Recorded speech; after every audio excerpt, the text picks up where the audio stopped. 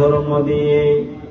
ও বন্ধু, যতক্ষণ পর্যন্ত তুমি আল্লাহর রাসূলের আদর্শ নিজের জীবনের মধ্যে বাস্তবায়ন না করবা, ততক্ষণ পর্যন্ত তোমার দুনিয়া এবং আখিরাতের কোন জীবনেই তুমি প্রকৃত শান্তি খুঁজে পাবা না। এ বন্ধু, এজন্য আমলের জিন্দেগি বানাতে হলে আমল কিভাবে করব, ঈমান কিভাবে বানাবো, এই সকল কিছুর শিক্ষাদান এই মাদ্রাসাগুলি দিয়ে থাকে। সমাজ থেকে, রাষ্ট্র থেকে, পরিবার থেকে অন্যায়, অনাচার, জুলুম, নির্যাতন, সুদ, ঘুষ, যত রকমের খারাপ কাজ আছে, সবগুলা খারাপ কাজ যদি দূর করতে চাও, তাহলে তোমাকে অবশ্যই মাদ্রাসায় শিক্ষিত হতে হবে। এ বন্ধু, অসংখ্য শিক্ষিত লোক পাবেন আপনি, যারা এক কলমের খোসায় কোটি কোটি টাকা মেরে দিয়েছে, যারা দিন না থাকার কারণে প্রতিটি পদে পদে দুর্নীতি হচ্ছে। মহান আল্লাহ তাআলা বললেন, যতক্ষণ পর্যন্ত তুমি দিন না শিখবা, তোমার ভিতরে যতক্ষণ পর্যন্ত তাকওয়া না আসবে, তোমার শিক্ষাটা যতদিন পর্যন্ত আমি আল্লাহর জন্য না হবে, ততক্ষণ পর্যন্ত তুমি নিজে এবং তোমার সমাজ, তোমার পরিবার কখনোই শান্তি পাবে না। মহান আল্লাহ বলছেন, ইকরা বিসমি রাব্বিকাল্লাযী খলাক, পড়ো তোমার প্রভুর নামে। খলাকাল ইনসানা মিন আলাক, যিনি তোমাকে সৃষ্টি করেছেন। তাহলে বোঝা গেল, আপনি যত রকমের শিক্ষায় শিক্ষিত হয়েছেন, যদি আপনার ভিতরে দ্বীনি শিক্ষা না থাকে, আপনি প্রকৃত পক্ষে মানুষ হতে পারেন নাই। পক্ষান্তরে আরেকটা সূরার মধ্যে আল্লাহ বলছেন, অতি পরিচিত একটি সূরা, সূরাতুর রহমান। আর রহমান আল্লামাল কুরআন, খলাকাল ইনসান, আল্লামাহুল বায়ান। দয়াময় আল্লাহ কোরআন শিখাইছেন, মানুষ বানাইছেন। কোরআন যিনি শিখেন নাই, তিনি আদৌ পর্যন্ত মনুষ্যত্ব অর্জন করতে পারেন নাই। এ বন্ধু, এজন্য আপনাকে কোরআন শিখতে হবে। জীবন কোন পদ্ধতিতে চালাবেন, এই জীবন চালানোর পদ্ধতির ব্যবস্থা সম্পর্কে জানতে হবে। এজন্য এই জানার জন্যই আল্লাহর রাসূল বলেছেন, তলাবুল ইলমি ফারিদাতুন আলা কুল্লি মুসলিম। প্রত্যেক মুসলিম নরনারীর উপরে ইলমে দ্বীন শিক্ষা করা হচ্ছে ফরজ। এ বন্ধু, আপনি যে আমল করবেন, আমল বানাবেন, আমলের নিয়ম কানুন গুলা, এই পদ্ধতিটা শিক্ষা করাও হচ্ছে ফরজ। মাদ্রাসা ইবনে আব্বাস এই ফরজ শিক্ষাদানের জন্য, মানুষকে দিন বোঝানোর জন্য, দিন শিখানোর জন্য এই মাদ্রাসা ইবনে আব্বাস একমাত্র লক্ষ্য নিয়েই গঠিত হয়েছে। সুবহানাল্লাহ। এই মাদ্রাসাগুলি এর প্রতি সদা সর্বদা সর্বহালতে আমার একটা সুনজর অবশ্যই থাকতে হবে। এ বন্ধু, আজকে সমাজ ব্যবস্থা এরকম হয়ে গেছে, সমাজের অধিকাংশ জন আছে, অধিকাংশ মানুষ আছে, যারা মেয়েদেরকে শিক্ষা দেওয়াটা এটা যে গুরুত্বপূর্ণ বিষয় এটা মনেই করে না। কয় মেয়ে মানুষ কি আর শিখবে, 2 দিন পরে বিবাহ শাদী হয়ে যাবে, কি শিখবে? না না না। এ বন্ধু, নেপোলিয়ান বলেছিলেন, তুমি আমাকে একটা শিক্ষিত মা দাও, আমি তোমাকে একটা শিক্ষিত সমাজ উপহার দেব। এ বন্ধু, আপনি ইসলামের দিকে তাকাইলে পাবেন, ইতিহাসের দিকে তাকাইলে পাবেন, কোরআন হাদিস অন্বেষণ করলে পাবেন। হযরতে আম্মা জান আয়েশা রাদিয়াল্লাহু তাআলা আনহা জিনার কাছে অসংখ্য সাহাবী হাদিস শিখতেন। সুবহানাল্লাহ। তাইলে মেয়েরা যদি শিক্ষিত না হতো, ইলমে দ্বীন না শিখতো, তাইলে ওনার কাছে কিভাবে শিখতো?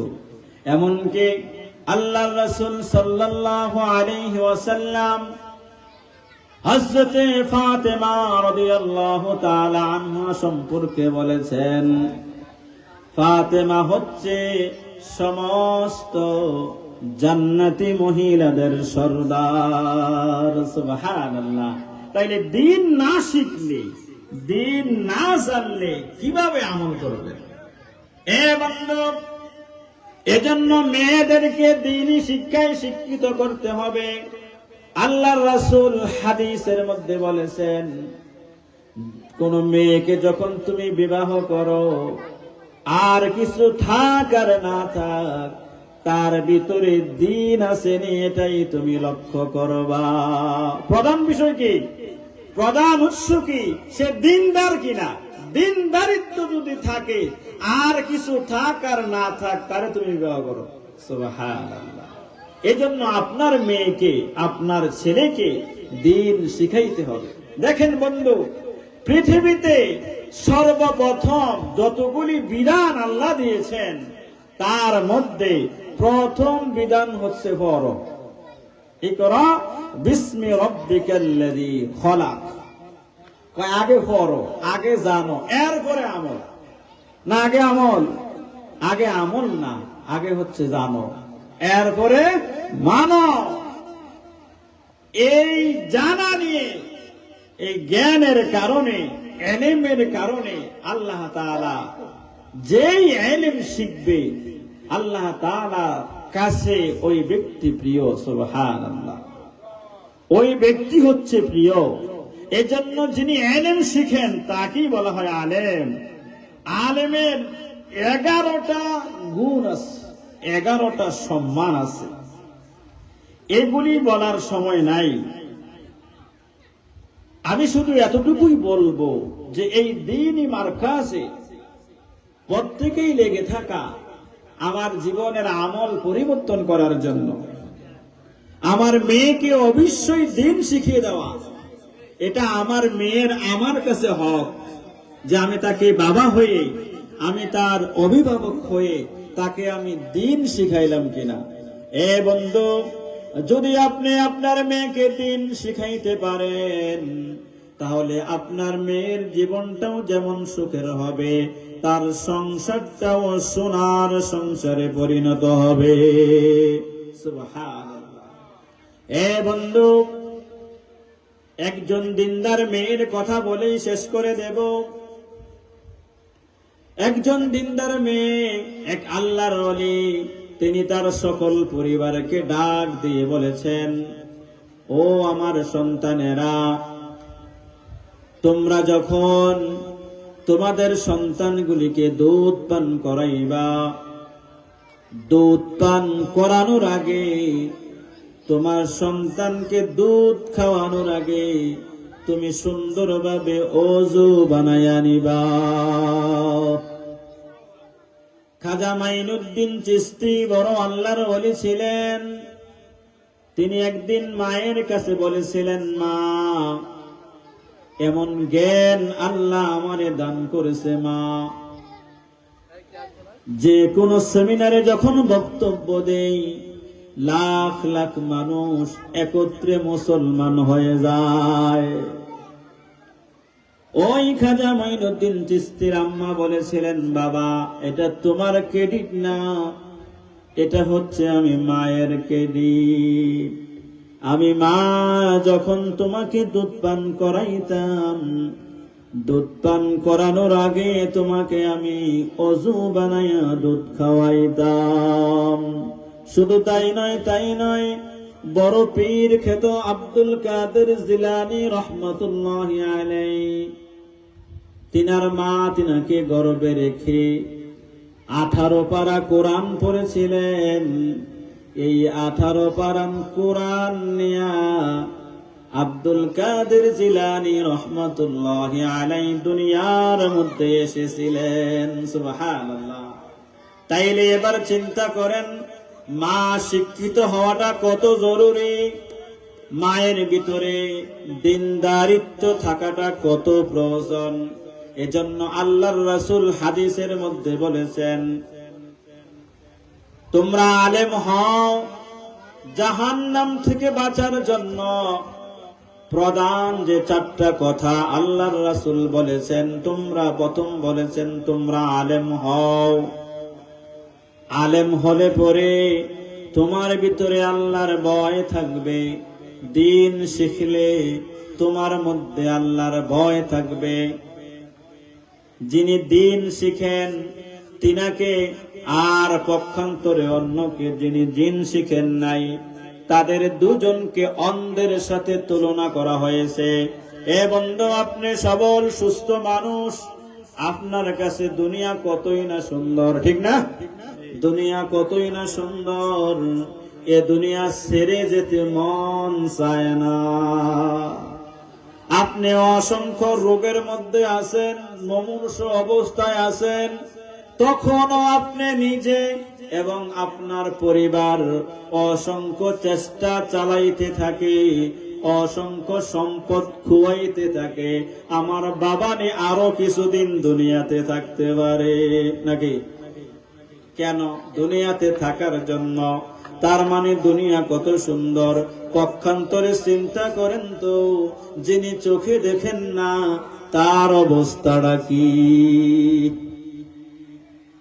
তার জন্য দুনিয়া কি? সে চোখে দেখে না, দুনিয়া কি অন্ধ না কালো কিছুই বোঝে না। এজন্য বলা হয়েছে তুমি আলেম হও। আলেম হতে যদি তুমি না পারো, তাহলে আলেমের ছাত্র হও। কি হও? 2 নম্বরে আলেমের ছাত্র হও। আলেমের ছাত্র যদি না হতে পারো, তাহলে আলেমের সাথে চলাফেরা করে আলেমের উপদেশ গ্রহণ করো। এ বান্দা, বর্তমানে আমাদের সমাজে, আমাদের দেশে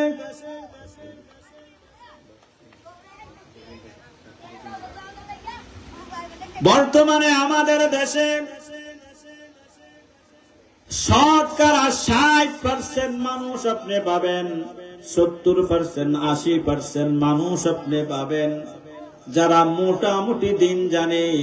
অধিকাংশ জন আছে দিন সম্পর্কে অজ্ঞ, দিন সম্পর্কে কিছুই জানে না। তাদের জন্য আল্লাহর রাসূলের 3 নাম্বার পয়েন্ট, তাদের জন্যই হচ্ছে এই বেহেশতের বাগান। কাদের জন্য ব্যবস্থাটা? এই তাদের জন্য যারা দিন সম্পর্কে অজ্ঞ, দিন কিছু জানে কিছু জানে না, এরকম হাজারো জন আছে। তাদের জন্য আজকের এই মজমা। তারা মজমার মধ্যে আসবে আর আলেম কি বলে এটা তারা মনোযোগ দিয়ে শুনবে, শুনে জীবনের সাথে মিলাবে, মিলাইয়া আমল বানায়া জাহান্নাম থেকে পরিত্রাণ পাইয়া জান্নাতে চলে যাবে। সুবহানাল্লাহ। আজকের এই অপশন তাদের জন্য। আল্লাহর রাসূল বলেছেন, তুমি আলেম হও অথবা আলেমের ছাত্র হও অথবা আলেমের উপদেশ গ্রহণ করো। 4 নম্বরে বলছেন, তুমি অন্তর থেকে, দিল থেকে আলেমকে মুহাব্বত করো। এ বন্ধু, তাহলে এমন হাজারো মানুষ আছে এই মজমার মধ্যে আসতে পারে না, মাহফিলে আসতে পারে না, আলেমের সাহচর্যে বসতে পারে না, আলেমের সাথে কথাবার্তা বলতে পারে না। এরকম লাখ লাখ মানুষ আছে। যদি বিশ্বাস না হয়, আপনি ইতিহাস চাইলে পাবেন। কিছুদিন আগেও 8 বছর 10 বছর আয়না ঘরের মধ্যে মানুষ যারা ছিল, তারা আলেমের সাথে দেখা থাক দূরের কথা, কখন রাত হয়েছে কখন দিন হয়েছে এটাই জানছে না। কি বলেন? আসেনি? আবার এরকম হাজারো মানুষ আছে যারা আয়না ঘরের মধ্যে থাকিয়া 10 বছর 15 বছর কাটাইছে অত্যাচারে নির্যাতনে, একটা সময় তাদের মৃত্যু আইসা গেছে। কি বলেন? তারা কি জীবনকে সংশোধন করার সময় পাইছে? পাইছে না। এমন ওয়াজ মাহফিল আসতে পারছে না। দুনিয়ার কোনো খোঁজ খবর তাদের মধ্যে ছিল না। আল্লাহর রাসূল বলেন, উম্মত তুমিও জাহান্নামের আগুন থেকে বাঁচতে পারবা যদি তুমি দিল থেকে আলেমকে মুহাব্বত করে থাকো। সুবহানাল্লাহ। এই উম্মতের জন্য অপশন কোনটা? 4 নম্বর অপশন, যে তুমি দিল থেকে অন্তর থেকে আলেমকে মুহাব্বত করো। এরপরে 5 নাম্বার বলছে, এই 4টা যে বললাম এই 4টার মধ্যে থাইকো, 5 নম্বরে যাইও না। 5 নম্বরে গেলেই তোমার বিপদ আছে। এ বন্ধু, এই পৃথিবীতে মূসা আলাইহিস সালাতু ওয়াস সালামের জন্ম ঠেকানোর জন্য, আশা ঠেকানোর জন্য একত্রে 5000 শিশুকেও পর্যন্ত হত্যা করা হয়েছিল, যাতে মূসা দুনিয়াতে আসতে না পারে, আল্লাহর কোরআনের দাওয়াত না দিতে পারে, আল্লাহর পরিচয় না দিতে পারে। এজন্য ঠেকাই দেওয়া হয়েছিল। আসলে কি পারছে নাকি? পারে নাই। মূসা আলাইহিস সালাতু ওয়াস সালাম ঠিকই দুনিয়ার জমিনে আসছে। এ বন্ধু, মূসা আলাইহিস সালাতু ওয়াস সালাম চলে গেছে, ফেরাউন চলে গেছে, নমরুদ চলে গেছে। তাদের ইতিহাসগুলি, তাদের জীবনীগুলি আদৌ পর্যন্ত কোরআনে আছে। কি বলেন? আছে না? কেন দিছেন? কারণ কি? দেওয়ার কারণ কি? তারা তো নাই। দেওয়ার কারণ হলো মূসা যেমন নাই, ফেরাউন যেমন নাই। ফেরাউনের অনুসারী দুনিয়াতে কিয়ামত পর্যন্ত থাকবে। কি বলেন? ফেরাউনের অনুসারী দুনিয়াতে কিয়ামত পর্যন্ত থাকবে, আবার মূসার অনুসারীও দুনিয়াতে থাকবে। এবার আপনি সিদ্ধান্ত নিবেন কোনটা আপনি বেছে নিবেন, কোন পথে আপনি যাবেন। এজন্য তো আমরা নামাজের মধ্যে দাঁড়াইলে বলি, ইহদিনাস সিরাতাল মুস্তাকিম। কি বলেন? প্রতিনিয়ত বলি না? নফল নামাজে বলি, সুন্নাহ নামাজে বলি, ওয়াজিব নামাজে বলি, ফরজ নামাজে বলি, প্রতিনিয়ত বলি ইহদিনাস সিরাতাল মুস্তাকিম। হে আল্লাহ, আমাদেরকে সহজ সরল সঠিক পথে পরিচালিত করেন। এই দোয়া আল্লাহর কাছে সদা সর্বদা করি। তার মানে আপনাকে জ্ঞান বুদ্ধি খাটাইয়া ইলম অর্জন করে, লেখাপড়া অর্জন করে আপনার সামনে দুটো রাস্তাই স্পষ্ট। নাকি? দুটি রাস্তায় স্পষ্ট না? খারাপটাও স্পষ্ট, ভালোটাও স্পষ্ট। এজন্য আপনি ভালোটাই যেন গ্রহণ করেন। সুবহানাল্লাহ। যদি ভালোটা আপনি গ্রহণ করতে পারেন, আপনার জন্য আল্লাহ তাআলা সুসংবাদ দিয়েছেন, ইন্নাল্লাযীনা আমানু ওয়া আমিলুস সালিহাত কানাত লাহুম জান্নাতুল ফিরদাউসি নুজুলা। ঈমান আনয়ন করার পরে তুমি যদি উত্তম আমলগুলি বানাইতে পারো বান্দা, তোমার জন্যই হচ্ছে আমার জান্নাতুল ফেরদাউস। এ বন্ধু, এই দুনিয়া থাকার জায়গা না। কেউ থাকতে পারে নাই, আপনিও পারবেন না। পারবেন? আপনার চেয়ে হাজারো শক্তিশালী লোক এই দুনিয়ার মধ্যে ছিল, যারা বিভিন্ন কাজ, বিভিন্ন প্রাসাদ, বিভিন্ন শক্তি তারা দেখাইতো, কিন্তু আজ তারা 3.5 হাত মাটির নিচে শুয়ে গেছে। আপনিও কিন্তু শুয়ে যাবেন। সুতরাং আপনি আপনার জীবনের কর্মের সাথে মিলান। আমার জীবনের 60 বছর অতিবাহিত হয়ে গেছে, 70 বছর অতিবাহিত হয়ে গেছে, আমার জীবনে আমি ভালো কাজ কতটুকু করেছি, খারাপ কাজ কতটুকু করেছি, আপনার চেয়ে ভালো এই দুনিয়ার আর কেউ জানে না। জানে আপনি কোথায় কি করছেন এটা আপনি ভালো জানেন। এজন্য বন্ধু মিলান মিলান। আমাদের দেশের একটা বদ অভ্যাস আছে, আমাদের দেশের মানুষেরা কিছু শিখতে কইলে, সূরা কেরাত ঠিক করতে বললে, আমল গুলা ঠিক করতে বলে, হুজুর বুড়া হয়ে গেছে, মুখ বাইকা গেছে, মুহে দেয় না, আসেনি? আপনি চিন্তা করেন, হযরতে ওমর 33 বছর বয়সে ইসলাম গ্রহণ করেছে। কয় বছর বয়সে? 33 বছর বয়স না জোয়ান বয়স? কি বলেন, জোয়ান না? সেম আমাদের দেশে 33 বয়স অনেকে আছে দাঁড়িয়ে বেঁকে গেছে, আছে না? তাইলে 33 বছর বয়সে ওমর রাদিয়াল্লাহু তাআলা আনহু ইসলাম গ্রহণ করেছেন, আর তখন থেকেই দিন শিখছেন। সুবহানাল্লাহ। এমন দিন শিখছেন, এমন তাকওয়াবান হইছেন, এমন আমলি হইছেন, আল্লাহ রাসূল সরাসরি বলে গেছেন ওমর ফিল জান্নাহ। সুবহানাল্লাহ। কয় ওমরের সার্টিফিকেট আল্লাহ রাসূল দুনিয়াতেই দিয়ে গেছেন। এজন্য বলি বন্ধু, দিন শিখেন, কোরআন শিখেন, কোরআন অনুযায়ী আমল সাজান, পরিবারটারে সাজান কোরআন দিয়া। আজকে কোরআন না থাকার কারণে, দিন না থাকার কারণে আপনার নাতি, আপনার সন্তান, আপনার মেয়ে আপনাকে টেক কেয়ার করে না, আপনাকে মানেই না, আপনাকে গনেই না। কারণ কি? দিন না থাকার কারণে। দিন দিয়া পরিবার সাজান, দিন শিখান, দিন শিখানোর জন্য এই মার্কাজ, ঈমান বানানোর জন্য এই মার্কাজ। এই মার্কাজে ছাত্র দিবেন, ছাত্রী দিবেন, ন্যূনতম তার জীবনের টাকচারটা, তার জীবনের টাকচারটা এখান থেকে নিবেন। যতগুলি কথা বলেছি, এই কথাগুলির উপরে আমি নিজে এবং আপনাদের সকলকে আমল করার তৌফিক দান করুক, আমিন। ওয়া আখিরু দাওয়ানা আনিল হামদুলিল্লাহি রাব্বিল আলামিন। সকলের কাছে দোয়া আছে। আজকের মতো শেষ করলাম। আসসালামু আলাইকুম ওয়া রাহমাতুল্লাহ।